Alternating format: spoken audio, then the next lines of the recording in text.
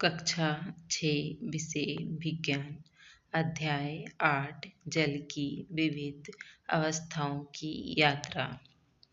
यदि पर्याप्त वर्षा नहीं होती है तो विशाल समुद्र भी सूख जाएंगे।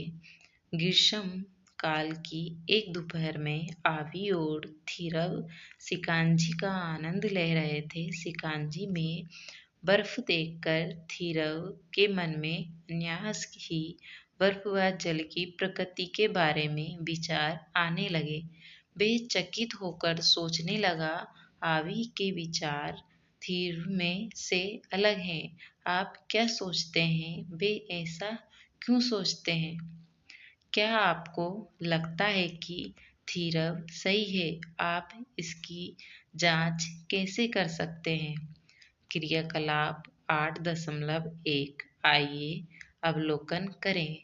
कप में बर्फ का एक टुकड़ा डालें, इसे मेज पर रखें और इसका अवलोकन करें। बर्फ धीरे धीरे जल में परिवर्तित हो जाती है। इस अवलोकनों से आप क्या निष्कर्ष निकालते हैं? क्या इसका यह अर्थ है कि बर्फ व जल एक ही पदार्थ है? हाँ, बर्फ व जल एक ही पदार्थ के दो रूप हैं। इन रूपों को अवस्थाएं भी कहा जाता है। जल की ये विभिन्न अवस्थाएं अपने व्यवहार में कई अंतर रखती है। जल बहता है पर बर्फ नहीं। जल छलकता है पर बर्फ नहीं।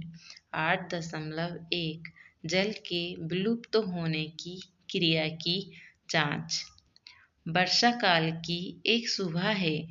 विद्यालय जाते समय आवी और थीरव देखते हैं कि खेल के मैदान में कई गड्ढे हैं जिनमें जल भरा हुआ है।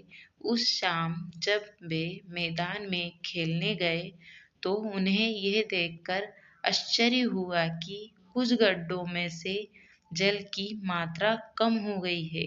क्या आपने कभी गड्ढों में से जल को विलुप्त होते देखा है? यह कहा जाता होगा। आपने मित्रों से चर्चा कीजिए। आपने अपने जल को और कहाँ विलुप्त होते देखा है? क्या आप कोई संभावित कारण सोच सकते हैं कि ऐसा क्यों होता होगा?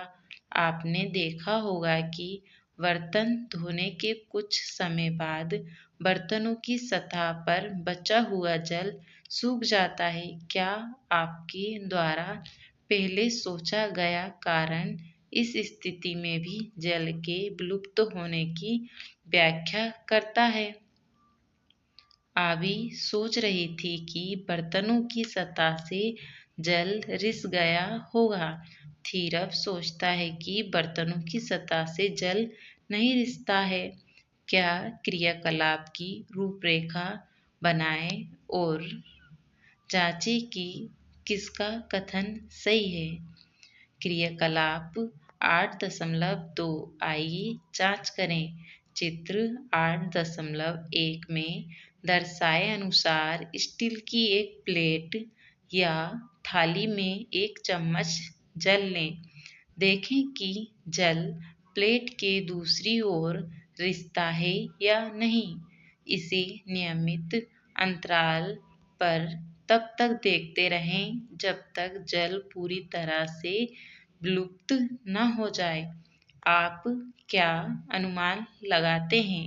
क्या यह क्रियाकलाप इस निष्कर्ष पर पहुंचने के लिए पर्याप्त है कि स्टील की प्लेट से जल नहीं रिसता है? यदि स्टील की प्लेट से जल नहीं रिसता है तो फिर जल कहाँ गया? ये जल गैसीय अवस्था में परिवर्तित हो जाता है जिसे जल वाष्प कहते हैं। जल वाष्प जल की दूसरी अवस्था है। आइए एक और अवलोकन के बारे में सोचें, जहां आप देखते हैं कि जल विलुप्त हो रहा है। जब हम डोसा बनाते हैं तब हम गर्म तवे पर जल छिड़कते हैं और जल विलुप्त हो जाता है। यह कहा जाता है गर्म तवे पर जो जल छिड़का जाता है वह भाप में बदल जाता है। भाप वास्तव में जल वाष्प है जिसका कुछ भाग जल की बूंदों में परिवर्तित हो जाता है। जल के वाष्प अवस्था में परिवर्तित होने की प्रक्रिया को वाष्पीकरण या वाष्पन कहते हैं। वाष्पीकरण की प्रक्रिया कमरे के सामान्य तापमान पर भी लगातार होती रहती है। क्या आप वाष्पीकरण के अन्य उदाहरण सोच सकते हैं? गीले कपड़े, पोछा लगे फर्श और शरीर के पसीने का सूखना इसके कुछ अन्य उदाहरण हैं। अब आप क्या सोचते हैं गड्ढों से जल के विलुप्त होने का क्या कारण है? क्या यह का भूमि में जल के रिसाव के कारण है? खा जल के वाष्पीकरण के कारण है या ग इन दोनों के कारण है? जैसे कि आप अपने हाथों पर हैंड सैनिटाइजर मलते हैं वह विलुप्त हो जाता है। इसका क्या होता है? 8.2 और रहस्य। अगले दिन आवी थीरव और उनके मित्र शिकंजी बनाने का फैसला करते हैं। तैयारी के दौरान वे कांच के गिलास में ठंडा जल लेते हैं और उसमें बर्फ के टुकड़े डालते हैं। कुछ मिनटों के बाद उन्हें कांच के गिलास की बाहरी सतह पर कुछ रोचक दिखाई देता है। ये क्या है? आइए ऐसा ही क्रियाकलाप स्वयं करके पता लगाएं। क्रियाकलाप 8.3 आइए प्रयोग करें। एक कांच के गिलास में ठंडा जल लें। चित्र 8.2 में देखिए। दिखाए गए चित्र के अनुसार इसमें बर्फ के कुछ टुकड़े डालें। इसे 5 मिनट तक बिना हिलाए डुलाए रखें और इसका अवलोकन करें।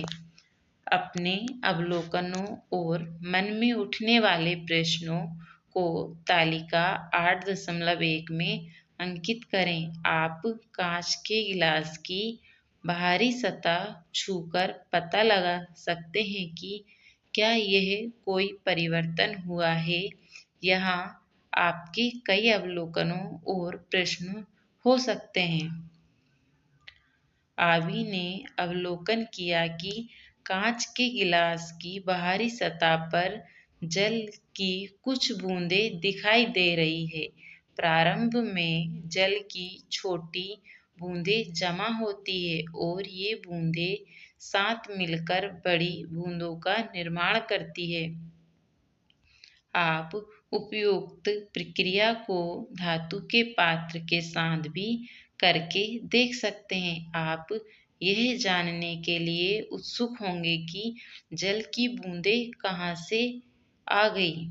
कांच के गिलास की बाहरी सतह पर जल की बूंदों की उपस्थिति को समझते हुए उसके संभावित कारण बताएं। अपने मित्रों से चर्चा करें और इसके संभावित कारणों को चित्र 8.3 में लिखें।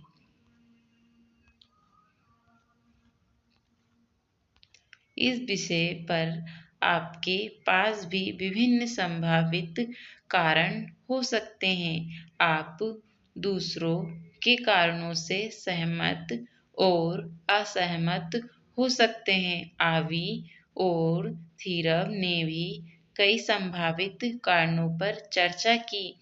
आप इन संभावित कारणों के विषय में क्या सोचते हैं जिनका उल्लेख चित्र 8.4 में किया गया है। उपयुक्त तर्क पर चर्चा करते रहें और इस चर्चा में सहायता करने वाले साक्ष्य खोजने के लिए क्रियाकलाप संचालित करें। सोचें कि ऐसी जल की बूंदें आपने और कहाँ देखी है। आपने पौधों पर ओस की बूंदें देखी होगी। हमें सुबह के समय ओस की बूंदें अधिक क्यों दिखाई देती है? जब हम आधे भरे बर्तन में जल उबालकर उसे स्टील की प्लेट में डाल देते हैं तो जल की कुछ बूंदें प्लेट की भीतरी सतह पर जमा हो जाती है। ये जल की बूंदें कहाँ से आती है? इस बारे में आप क्या सोचते हैं? जलवायु में विद्यमान जल वाष्प ठंडी सतह के संपर्क में आती है तो जल की बूंदें बनती है। जल वाष्प के द्रव अवस्था में परिवर्तन की प्रक्रिया संघनन कहलाती है। जल के संघनन की प्रक्रिया को समझने के बाद क्रियाकलाप 8.3 पर पुनः विचार करें। क्या क्रियाकलाप 8.3 में कांच के गिलास की बाहरी सतह पर दिखाई देने वाला जल भी संघनन के कारण हो सकता है? आइए एक क्रियाकलाप के माध्यम से इसकी जांच करें। क्रियाकलाप 8.4 आइए मापन करें। आवी और थिरव अपने कारणों के साक्ष्य खोजने के लिए एक क्रियाकलाप करते हैं। आप भी निम्नलिखित चरणों का पालन कर क्रियाकलाप कर सकते हैं। अपने आंकड़ों को तालिका 8.2 में अंकित करें। जल और बर्फ के टुकड़ों से आधा भरा हुआ कांच का गिलास लें। एक छोटी स्टील की प्लेट से इसे ढक दें और डिजिटल तराजू पर तौलें। प्रत्येक 5 मिनट पर तराजू की रीडिंग का अवलोकन करें, उसे अंकित करें। 30 मिनट तक अवलोकन करने के बाद आंकड़े एकत्रित कर तालिका 8.2 में अंकित करें। पूर्वानुमान लगाएं कि डिजिटल तराजू पर रखे ठंडे जल के द्रव्यमान पर क्या प्रभाव पड़ा होगा। क्या यह बढ़ेगा, घटेगा या समान रहेगा? क्या आपके निष्कर्ष आपके पूर्वानुमानों से मेल खाते हैं? अपने प्रेक्षणों की व्याख्या करें। आपने कांच के गिलास पर जल की कुछ बूंदें देखी होगी। वायु से जल वाष्प कांच के गिलास की ठंडी सतह के संपर्क में आती है और संघनन के कारण कांच के गिलास पर जल की बूंदों में परिवर्तित हो जाती हैं। डिजिटल तराजू पर ली गई रीडिंग अब बढ़ गई है। क्या हम यह निष्कर्ष निकाल सकते हैं कि जल का रिसाव गिलास की सतह से नहीं हो रहा है? क्या हम यह भी निष्कर्ष निकाल सकते हैं कि गिलास के बाहर एकत्रित जल केवल संघनन के कारण है? नहीं, हम क्रियाकलाप 8.4 से ऐसा निष्कर्ष नहीं निकाल सकते हैं। आप यह देखने के लिए और क्या कर सकते हैं कि जांच के लिए गिलास से जल नहीं रिस रहा है। उत्तर खोजने के लिए आप क्रियाकलाप 8.4 में क्या बदलाव करेंगे? निम्नलिखित संशोधन के साथ क्रियाकलाप 8.4 को दोहराएं। कांच के गिलास पर जल के स्तर को एक स्थायी मार्कर या पारदर्शी टेप से चिन्हित करें। आप क्या अवलोकन करते हैं? कांच के गिलास में जल का स्तर नीचे नहीं आता, बल्कि अतिरिक्त जल कांच के गिलास की बाहरी सतह पर जमा हो जाता है। आप इससे क्या निष्कर्ष निकाल सकते हैं? ये क्रियाकलाप दर्शाता है कि कांच के गिलास से जल नहीं रिस रहा है और संघनन के कारण अतिरिक्त जल एकत्रित हो रहा है। 8.3 जल की विभिन्न अवस्थाएं क्या है? जल एक ऐसा पदार्थ है जिसकी तीनों अवस्थाएं हमारे दैनिक जीवन में देखी जा सकती है। ठोस अवस्था में यह बर्फ के रूप में विद्यमान रहता है। गर्म करने पर बर्फ पिघलकर द्रव अवस्था में परिवर्तित हो जाती है और अधिक गर्म करने पर जल अपनी गैसीय अवस्था में परिवर्तित हो जाता है। आइए जल की विभिन्न अवस्थाओं के गुणों की पहचान करने के लिए क्रियाकलाप 8.5 करते हैं। क्रियाकलाप 8.5 आइए पहचान करें। एक पात्र में बर्फ का एक टुकड़ा डालें और इसे एक दूसरे आकार के पात्र में स्थानांतरित करें। आप बर्फ के टुकड़े के आकार में क्या परिवर्तन देखते हैं? अपने अवलोकनों को तालिका 8.3 में अंकित करें। जल को एक पात्र से अलग आकार वाले दूसरे पात्र में डालें। अवलोकन करें कि बर्फ की तुलना में जल का व्यवहार कैसा है और उसे अंकित करें। क्या आपने ध्यान दिया कि जल एक पात्र से दूसरे पात्र में कैसे प्रवाहित हो जाता है? इसके आकार का क्या होता है? एक साफ सतह पर जल डालें और देखें कि ये कैसे फैलता है। जब जल अपने जलवाष्पीय रूप में परिवर्तित हो जाता है तो ये जल वाष्प कैसे प्रसारित होती है? इसकी तुलना जल के प्रसारण व्यवहार से करें। ठोस, द्रव और गैसीय अवस्थाओं में जल के गुणों में क्या-क्या अंतर हैं? बर्फ ठोस अवस्था अपना आकार बनाकर रखती है, चाहे उसे किसी भी पात्र में रखा जाए, जबकि जल उसी पात्र का आकार ले लेता है जिसमें उसे डाला जाता है। बर्फ बहती और फैलती भी नहीं है। जल द्रव अवस्था बहता है और अपना आकार बदलता है। जल का कोई निश्चित आकार नहीं होता है।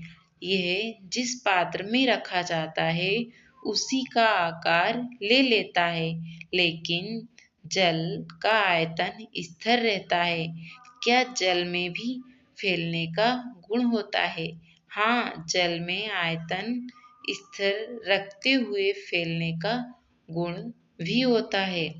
जल वाष्प गैसीय अवस्था समस्त उपलब्ध स्थान में फैल जाने का गुण प्रदर्शित करती है। गैस निश्चित आकार धारण नहीं करती है। जल वाष्प सामान्य ताप पर भी विद्यमान करती है, यद्यपि ये हमारे लिए अदृश्य है। ये हमारे आसपास की वायु में विद्यमान है। कपड़े सुखाने या फर्श पर पोछा लगाने जैसी गतिविधियों से वाष्पित होने वाला जल हमारे चारों ओर की वायु के जलवाष्प में योगदान देता है। अब आप जल की 3 अवस्थाओं से परिचित हो चुके हैं। कुछ अन्य पदार्थ भी इन अवस्थाओं को प्रदर्शित करते हैं, जैसे मोम, तेल और घी। आइए ठोस, द्रव्य और गैस के कुछ और उदाहरण देखें। अपने आसपास देखें और ठोस पदार्थ के कुछ उदाहरण खोजें। ठोस पदार्थों के कुछ उदाहरण पत्थर, लकड़ी और बर्तन भी हो सकते हैं। द्रव पदार्थों के अन्य उदाहरण क्या हैं, जिनके विषय में आप सोच सकते हैं? यह 2 उदाहरण हैं, दूध और तेल। 5 अन्य उदाहरणों के बारे में सोचें। क्या आपने कभी ध्यान दिया है कि आप रसोई घर में प्रवेश किए बिना भी खाना पकाने की गंध को अनुभव कर सकते हैं? ये गंध हम तक कैसे पहुंचती है? ऐसा इसलिए है कि स्वादिष्ट खाना पकाने की सुगंध वायु के माध्यम से फैलती है और हमारी नाक तक पहुंचती है, भले ही हम रसोई में ना हों। गैसों के अन्य उदाहरण क्या हैं, जिनके बारे में आप सोच सकते हैं? ऑक्सीजन व कार्बन डाइऑक्साइड के विषय में आप क्या कहेंगे? 8.4 हम जल की अवस्था कैसे परिवर्तित कर सकते हैं? अब तक हम यह जान चुके हैं कि जल ठोस, द्रव और गैसीय अवस्था में विद्यमान है। आप जल की अवस्था कैसे परिवर्तित कर सकते हैं? आप बर्फ को तुरंत उसकी द्रव अवस्था अर्थात जल में कैसे परिवर्तित कर सकते हैं? यदि हमें बर्फ को जल और जल को जलवाष्प में परिवर्तित करना है, तो हमें ऊष्मा की आपूर्ति करनी होगी। यदि हमें जल को बर्फ में परिवर्तित करना है, तो क्या करना होगा? जल को ठंडे वातावरण जैसे कि हिमीकरण यंत्र, फ्रीजर में रखकर ऐसा किया जा सकता है। जल जमा जाता है और बर्फ में परिवर्तित हो जाता है। बर्फ बाहर निकालने पर पिघल जाती है और कतिपय जल में परिवर्तित हो जाती है। क्या आप जल के अलावा पुनः अन्य उदाहरण सोच सकते हैं, जो ठोस से द्रव में परिवर्तित हो जाते हैं? मोमबत्ती जो मोम से बनती है, इसका एक उदाहरण है। हम मोमबत्ती के मोम को द्रव अवस्था में कैसे बदल सकते हैं? हम द्रव मोम को ठोस में कैसे बदल सकते हैं? हमें द्रव मोम को ठोस में बदलने के लिए उसे ठंडा करना होगा। आपने अन्य कौन से द्रव्य पदार्थ देखे हैं जो ठोस में परिवर्तित हो जाते हैं? क्या आपने शीतकाल में नारियल के तेल को ठोस अवस्था में परिवर्तित होते देखा है? अतः हम देख सकते हैं कि पानी व अन्य पदार्थ गर्म व ठंडा करने पर अपनी अवस्था बदल देते हैं। ठोस के द्रव अवस्था में परिवर्तित होने के प्रक्रम को पिघलना कहते हैं। द्रव्य के ठोस अवस्था में परिवर्तित होने के प्रक्रम को हिमीकरण कहते हैं। आइए क्रियाकलाप 8.6 के माध्यम से जल की विभिन्न अवस्थाओं के बीच के संबंध की जांच करें। क्रियाकलाप 8.6 आइए चित्र पूरा करें। बॉक्स में दिए गए शब्दों का प्रयोग करके जल में से परिवर्तित हुई विभिन्न अवस्थाओं के लिए चित्र 8.5 को क, ख, ग और 1, 2, 3, 4 के स्थान में भरें। आपकी सहायता के लिए 2 शब्द पहले से भरे गए हैं।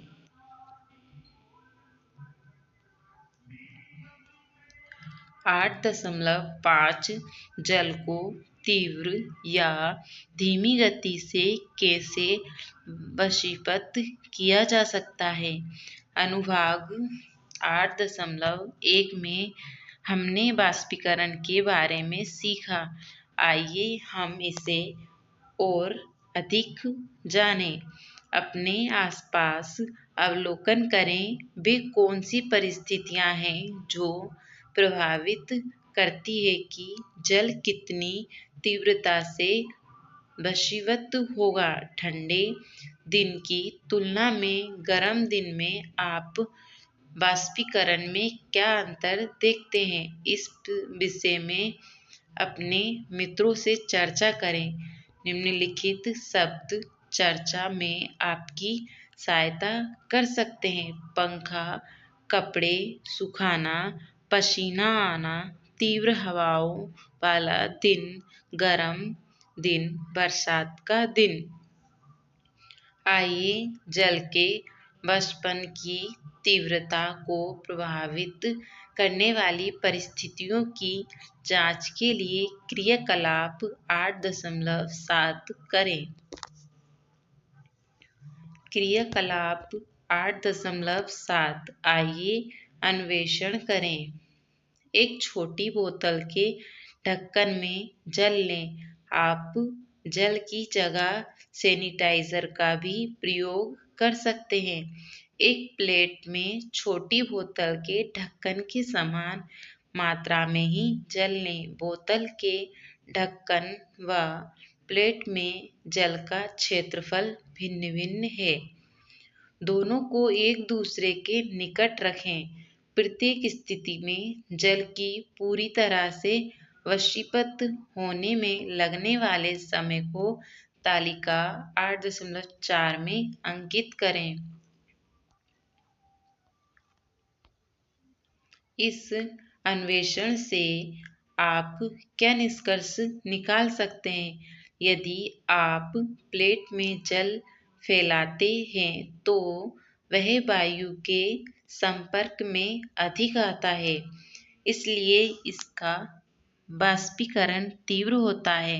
यदि उपयुक्त क्रियाकलाप में जल के स्थान पर दूध लिया जाए तो क्या होगा? जल के वाष्पन की तीव्रता को प्रभावित करने वाली अन्य परिस्थितियां क्रियाकलाप 8.7 से मिलता जुलता एक अन्य क्रियाकलाप करते हैं। इसके द्वारा यह जानने का प्रयास करते हैं कि वे कौन सी परिस्थितियां हैं जो जल के वाष्पन की तीव्रता को प्रभावित करती है। इस क्रियाकलाप में आप क्या परिवर्तन करेंगे और क्या समान रखेंगे? तालिका 8.5 में अपने अन्वेषण के आंकड़ों को अंकित करें एवं उन पर चर्चा करें। जिन परिस्थितियों के बारे में आपने पता लगाया, उनकी अतिरिक्त हम जल को तीव्रता से व मंद गति से कैसे वशीभूत कर सकते हैं? यह जानने के लिए आप क्रियाकलाप 8.8 कर सकते हैं। क्रियाकलाप 8.8 आइए अन्वेषण करें। 2 समान बोतलों के ढक्कन लें। दोनों में समान मात्रा में जल भरें। एक ढक्कन को सूर्य के प्रकाश में रखें और दूसरे को छाया वाले स्थान में रखें, जैसा कि चित्र 8.6 में दर्शाया गया है।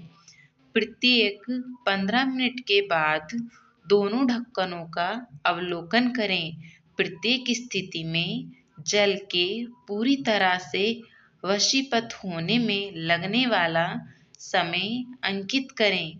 आप इस गतिविधि को किसी हवा वाले दिन या बरसात वाले दिन दोहराएं और अपने अवलोकन अंकित करें।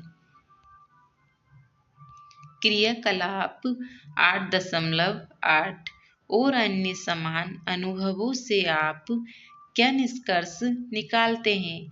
छाया वाले स्थान में रखे ढक्कन की तुलना में सूर्य के प्रकाश में रखे हुए ढक्कन से जल तीव्रता से वशीभूत हो जाता है। प्रायः तेज धूप वाले दिनों में कपड़े जल्दी सूख जाते हैं। क्या तेज हवा वाले दिन कपड़े जल्दी सूखते हैं या धीमी गति से?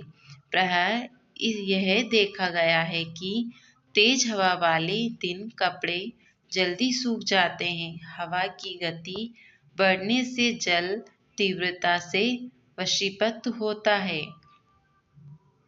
यह भी प्रक्रिया देखा गया है कि बरसात के दिनों में कपड़े देर से सूखते हैं। बरसात के दिन पानी धीरे धीरे वशीभूत होता है। यदि वायु में जल की मात्रा पहले से ही अधिक है, अधिक आर्द्रता, तो जल मंद गति से वशीभूत होता है।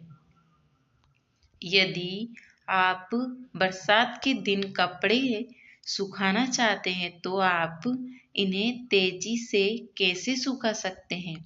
8.6 शीतलन प्रभाव।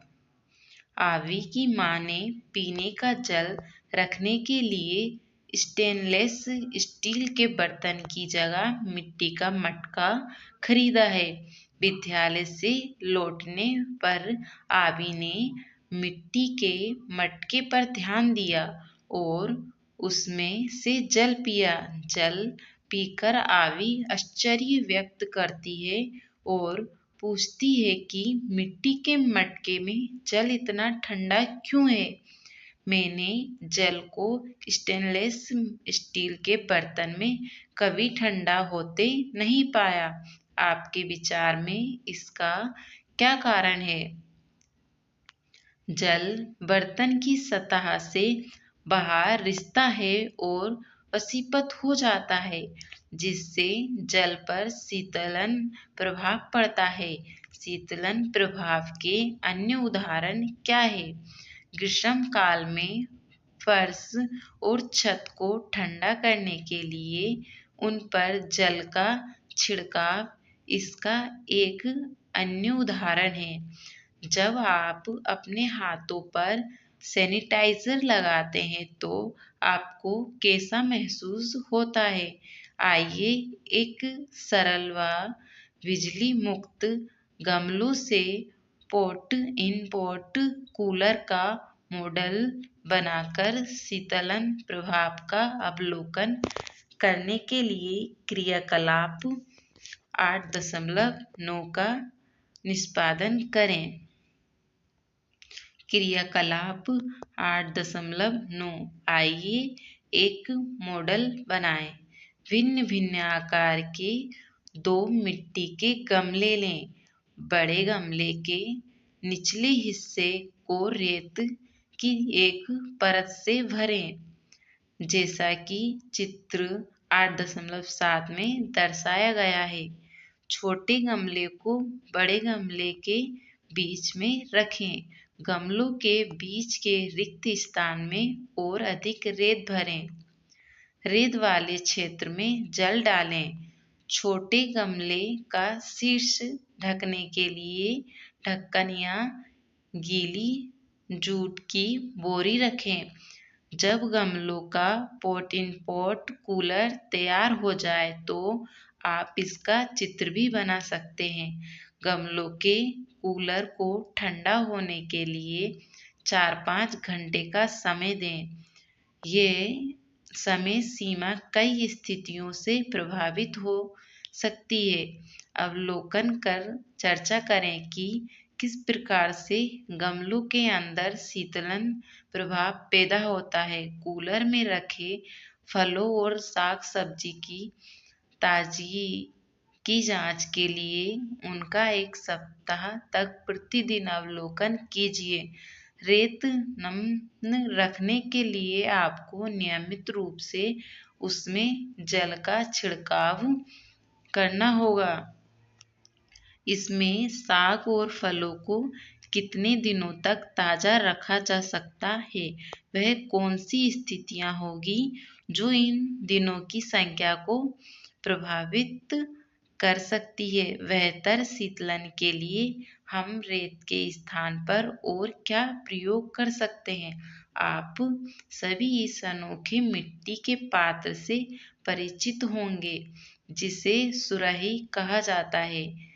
चित्र 8.8 ग्रीष्म काल में सुराही का उपयोग जल ठंडा रखने के लिए किया जाता है। 8.7 बदल हमें वर्षा कैसे देते हैं। संघनन जल को पृथ्वी की सतह पर वापिस लाने के प्रक्रम में एक महत्वपूर्ण भूमिका निभाता है। ये कैसे होता है। जैसे जैसे वायु धरती की सतह से ऊपर उठती है तो ये ठंडी होती जाती है। एक निश्चित ऊंचाई पर वायु इतनी ठंडी हो जाती है कि उसमें उपस्थित जल वाष्प छोटी छोटी जल की बूंदों जलकणिकाएं में परिवर्तित हो जाती है, जो आमतौर पर धूल के कणों के आसपास बनती है। ये छोटी जलकणिकाएं वायु में तैरती रहती है और बादल के रूप में दिखाई देती है। बहुत सी जलकणिकाएं आपस में मिलकर जल की बड़ी बूंदें बनाती हैं। इनमें से कुछ बूंदें इतनी भारी हो जाती है कि वे नीचे गिरने लगती है। इन गिरती हुई बूंदों को ही हम वर्षा कहते हैं। विशेष परिस्थितियों में ये ओले या हिम के रूप में भी गिर सकते हैं। आवी वर्षा का आनंद लेती है और एक कविता रचती है। आप भी इस कविता को पूरा कर अपनी कक्षा में प्रस्तुत कर सकते हैं। क्रियाकलाप 8.10 बादलों के निर्माण में धूल के कणों की भूमिका को दर्शाता है। क्रियाकलाप 8.10 आइए सामूहिक क्रियाकलाप में भागीदार बने। प्रयोग में न आने वाली 1 लीटर की एक खाली बोतल लें। उसमें लगभग 1 कप जल डालें। ढक्कन कसकर बंद कर दें। अब 2-3 मिनट तक लगातार बोतल को जल्दी जल्दी दबाएं और छोड़ें। फिर बोतल में जल के ऊपर के स्थान का अवलोकन करें। समाचार पत्र का एक छोटा टुकड़ा जलाकर जल में मिलाएं और इस प्रक्रिया को दोहराएं। आप क्या अवलोकन करेंगे। इस स्थिति में आप बोतल में जल के ऊपर कुछ धुंधलापन देखेंगे।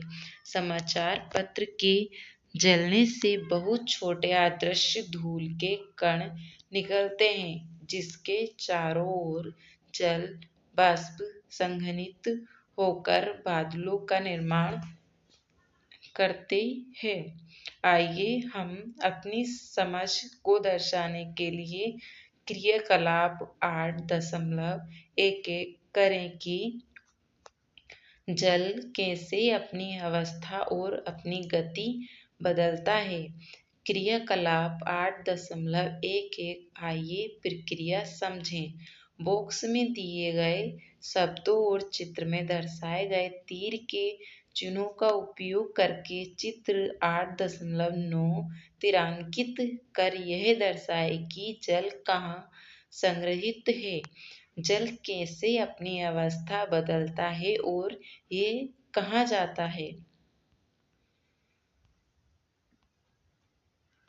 जल महासागरों और पृथ्वी की सतह से जल वाष्प के रूप में वशीभूत होकर वायु में जाता है और वर्षा, ओलों तथा हिम के रूप में वापस लौटता है और अंत में बहकर महासागरों में चला जाता है। जल के इस प्रकार चक्रण को जल चक्र कहते हैं। पृथ्वी पर उपलब्ध जल का केवल एक छोटा सा भाग ही पौधों, जानवरों व मनुष्यों के उपयोग के योग्य है।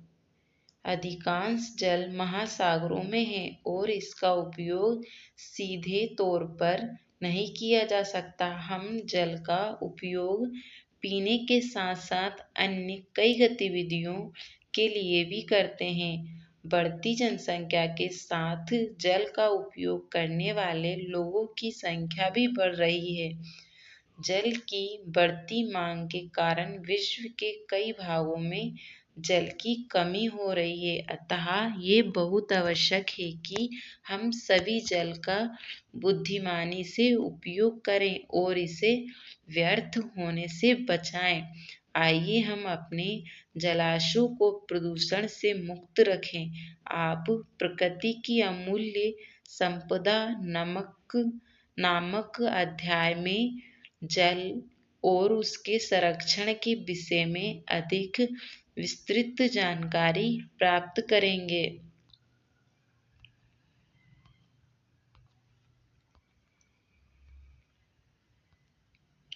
जल के वाष्प अवस्था में परिवर्तित होने का प्रक्रम वाष्पीकरण या वाष्पन कहलाता है। जल वाष्प के द्रव अवस्था में परिवर्तित होने का प्रक्रम संघनन कहलाता है। जल विभिन्न अवस्थाओं में पाया जाता है: ठोस, द्रव और गैस। तापन व शीतलन करने पर जल अपनी अवस्था बदल लेता है।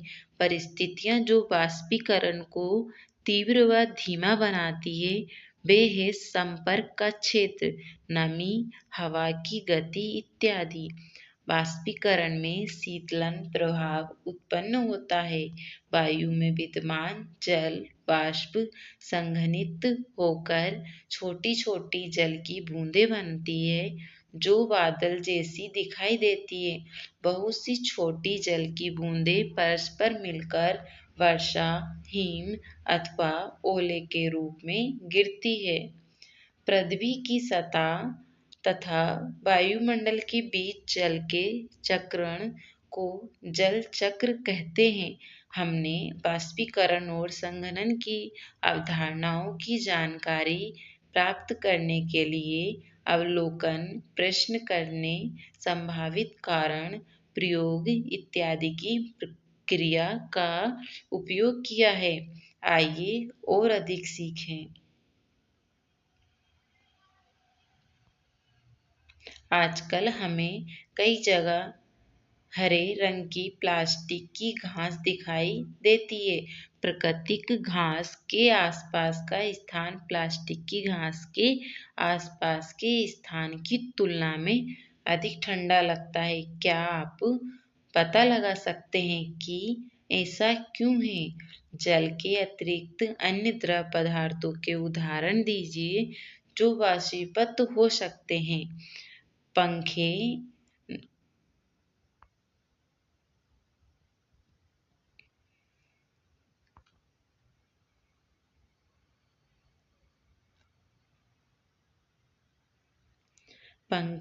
हवा को इधर उधर घुमाते हैं जिससे ठंडक महसूस होती है। गीले कपड़ों को सुखाने के लिए पंखों का उपयोग विचित्र लग सकता है क्योंकि पंखे की हवा वस्तुओं को ठंडा करती है, गर्म नहीं। सामान्यतः जब जल वाष्पीभूत होता है तो उसे ऊष्मा की आवश्यकता होती है, ठंडी वायु की नहीं। आपका इस विषय में क्या सोचना है? प्रायः जब नालियों से कीचड़ निकाला जाता है तो नाली के बगल में उसका ढेर बनाकर 3 से 4 दिनों के लिए छोड़ दिया जाता है। इसके बाद इसे उद्यान या खेत में ले जाया जाता है, जहाँ इसका उपयोग खाद के रूप में कर सकते हैं।